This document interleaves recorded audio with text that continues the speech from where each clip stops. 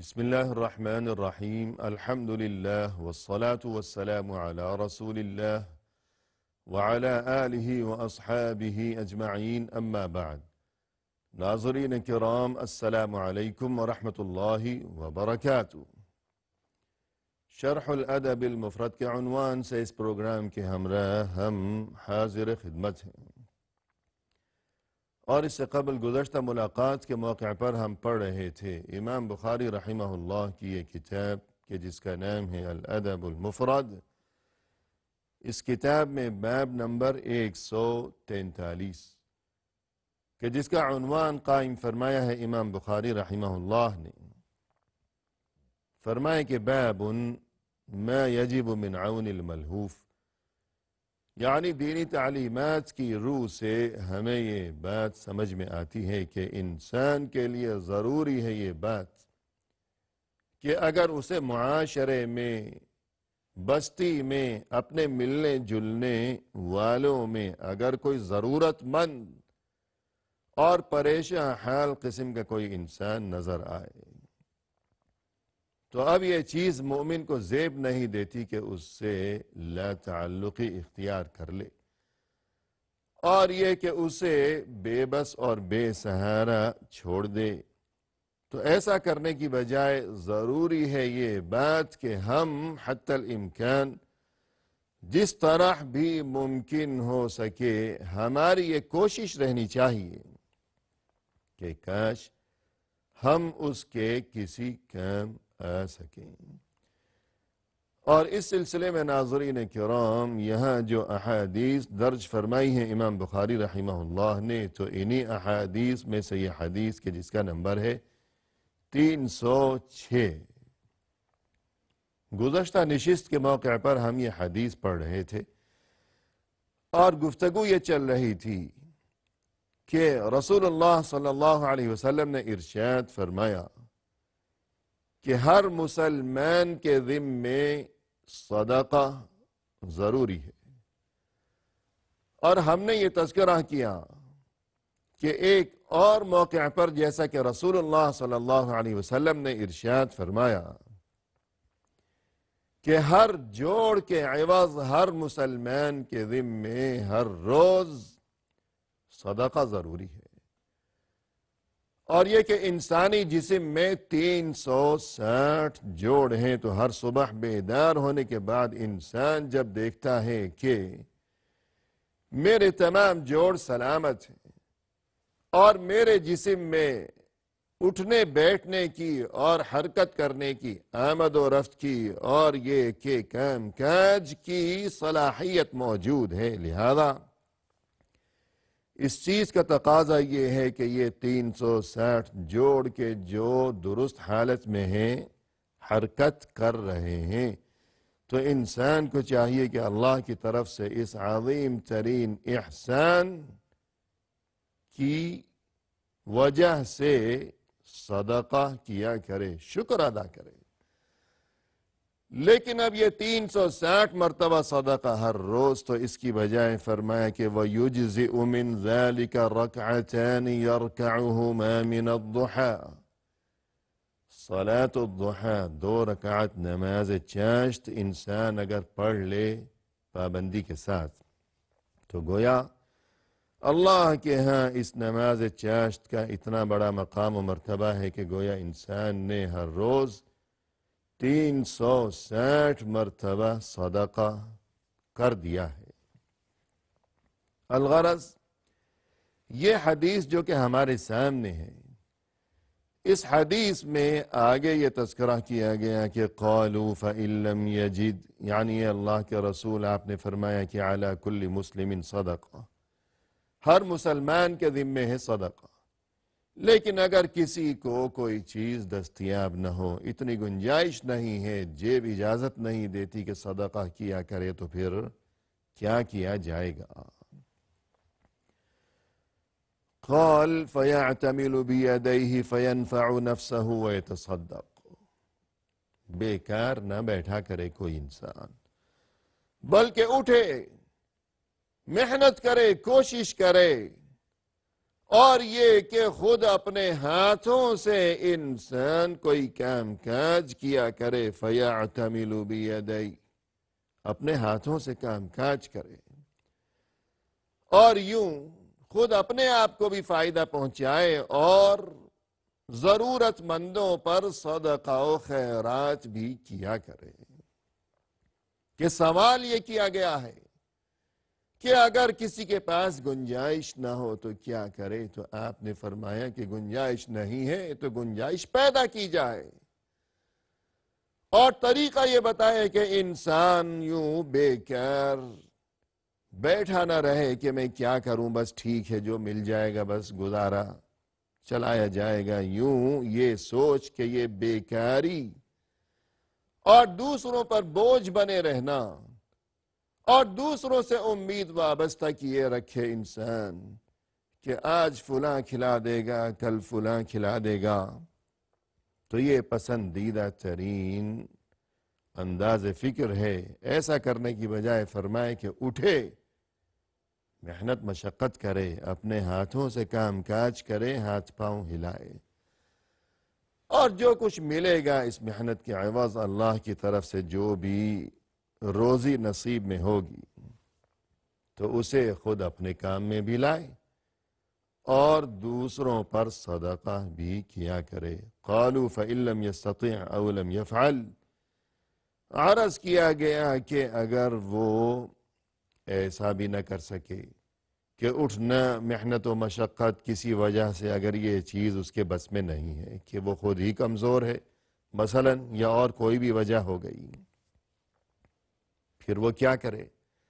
اور آپ نے یہ حکم سنایا ہے کہ ہر دن صدقہ ضروری ہے، تو اب کیا کیا جائے؟ قال فَيُعِينُ ذَا الْحَاجَةِ الْمَلْهُوفِ، فرمایا کہ کسی ضرورت مند کی مدد کر دیا کرے۔ ضرورت مند ہے، پریشان حال ہے کوئی انسان، تو اس کی مدد کر دیا کرے۔ اور حدیث کا یہ جو حصہ کہ فَيُعِينُ ذَا الْحَاجَةِ الْمَلْهُوفِ، یعنی ضرورت مند اور پریشان حال جو کوئی انسان نظر آئے اس کی مدد کی جائے، تو یہی وجہ ہے کہ امام بخاری رحمہ اللہ نے یہ حدیث یہاں اس باب میں درج فرمائی ہے، کیونکہ باب کا عنوان بھی یہی قائم فرمایا ہے کہ باب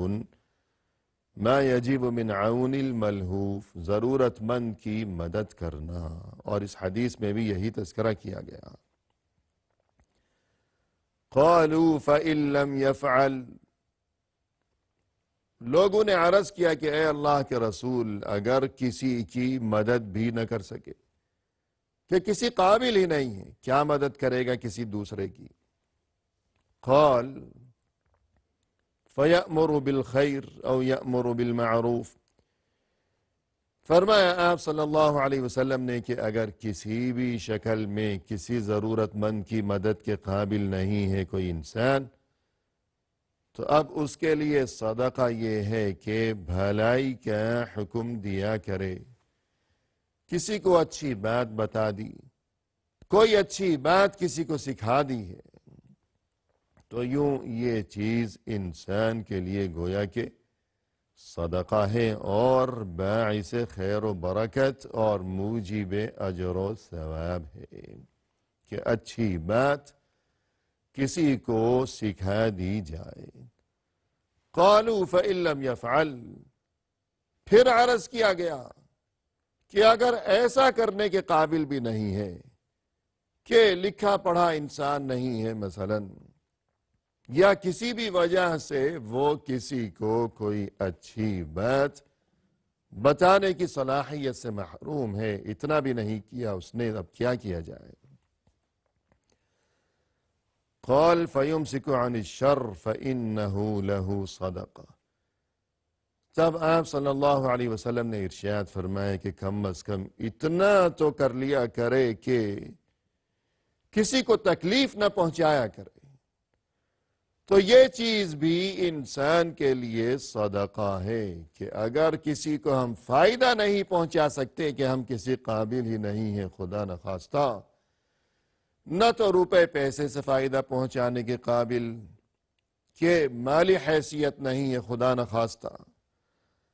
اور نہ ہی اپنے ہاتھوں کام کاج یا محنت مشقت کے قابل بھی نہیں ہیں کہ اٹھیں محنت و مشقت کریں، کچھ روپیہ پیسہ کمائیں، خود اپنے آپ کو فائدہ پہنچائیں اور دوسروں کو بھی کام آئیں اس روپے پیسے کے ذریعے، اس قابل بھی نہیں ہے۔ ضرورت مند کی مدد کر دی جائے کسی بھی شکل میں، اس قابل بھی نہیں ہے۔ کوئی اچھی بات کسی کو بتا دی جائے، سکھا دی جائے، کوئی اس قابل بھی نہ ہو اگر، تو کم از کم اتنا کام تو ہر انسان کر سکتا ہے ضرور بضرور، خواہ کتنا ہی وہ گیا گزرا انسان کیوں نہ ہو، لیکن یہ کام تو ہر کوئی انجام دے سکتا ہے کہ یہ عہد کر لے کہ آج کے بعد میری طرف سے کبھی کسی کو کوئی تکلیف نہ پہنچنے پائے، تو بس یہ چیز بھی انسان کے لیے صدقہ ہے، اور اللہ کے ہاں باعث اجر و ثواب ہے یہ چیز انسان کے لیے۔ اور یہاں ناظرین کرام یہ اشارہ بھی ہو جائے کہ یہ حدیث اس سے قبل گزر چکی ہے، جہاں اس کا نمبر تھا 225 اور یہاں نمبر ہے 306، اور چونکہ وہاں جو باب تھا اور یہاں یہ جو باب ہے دونوں جگہ دونوں ابواب کے ساتھ اس حدیث کے مفہوم کی مناسبت اور ربط موجود ہے، لہذا امام بخاری رحمہ اللہ نے دونوں جگہ اس حدیث کو درج فرمایا ہے۔ اس کے بعد ہمارے سامنے یہ نیا باب ہے جس کا نمبر ہے اس کتاب الادب المفرد میں 144، اور اس باب کا عنوان ہے، فرمائے کہ باب من دعا اللہ تعالی ان يحسن خلقه، انسان اللہ سے یوں دعا کیا کرے کہ یا اللہ تو مجھے حسن اخلاق کی نعمت عطا فرما، کہ یوں انسان کو چاہیے کہ اپنے لیے حسن اخلاق کیا سوال کیا کرے، دعا کیا کرے اپنے رب سے۔ اور یہاں جو کچھ ذکر کیا گیا ہے اور امام بخاری رحمہ اللہ نے یہ جو عنوان قائم فرمایا ہے کہ دعا کیا کرے اس مقصد کی خاطر، تو گویا اس طرف متوجہ کرنا مقصود ہے کہ پہلی بات تو یہ کہ جو معاملہ انسان کے لیے رزق کا ہے وہی معاملہ انسان کے لیے حسن اخلاق کا بھی ہے، کہ جس طرح رزق کے بارے میں صورتحال یہ ہے کہ رزق انسان کے لیے اللہ کی طرف سے تقسیم کیا جاتا ہے، بعینہ اخلاق کے معاملے میں بھی یہی صورتحال ہے کہ اخلاق بھی انسان کے لیے اللہ کی طرف سے تقسیم کیا جاتا ہے، لہذا جو چیز اللہ کی طرف سے ہے تو پھر اس چیز کا سوال اللہ سے ہی کیا جانا چاہیے۔ تو رزق کے معاملے میں جس طرح ہمیں یہ حکم دیا گیا ہے کہ انسان محنت کیا کرے، کوشش کیا کرے، جستجو کیا کرے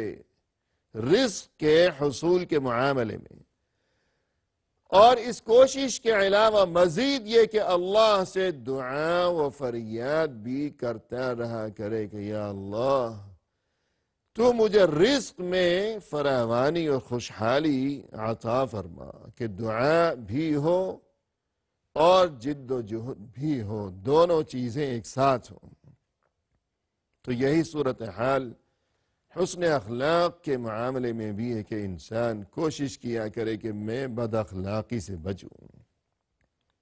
اور یہ کہ میں اپنی شخصیت کو خوش اخلاقی اور حسن اخلاق کی نعمت سے میں سنوار سکوں، مزین کر سکوں، کہ سبھی کے ساتھ میرا رویہ اور سلوک